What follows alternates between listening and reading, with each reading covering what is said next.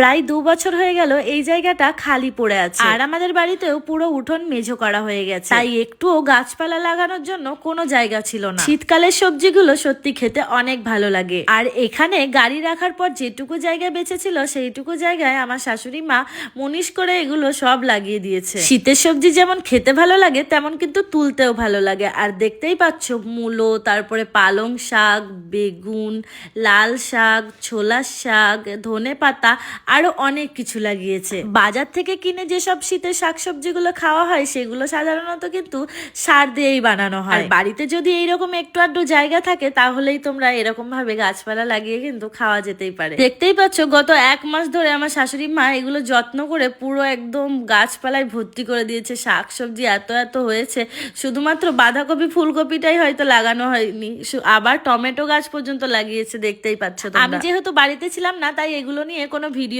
তোমাদেরকে দিইনি। আর দেখতেই পাচ্ছ এই ছোলার শাকগুলো একদিন কিন্তু আমাদের তুলে খাওয়া হয়ে গেছে, আর এর ভিতরে প্রচুর প্রচুর ঘাস জন্মেছে।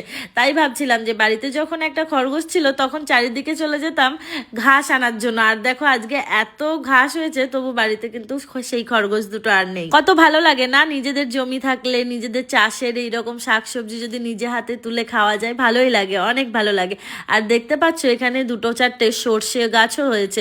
সর্ষে শাক খেতে কারা কারা ভালোবাসো একটুখানি কমেন্টে জানিও। আমি কিন্তু এখনো পর্যন্ত কোনোদিন খাইনি সর্ষে শাক, সবার মুখে শুনেছি অনেক ভালো লাগে, কিন্তু আমার এখনো খাওয়া হয়নি। কেমন লাগে একটুখানি কমেন্টে জানিও। পাশেই একটা বেগুন গাছ আছে, সেই বেগুন গাছে এত বড় বড় বেগুন ধরে, সেটাই আমি হাত দিয়ে দেখালাম।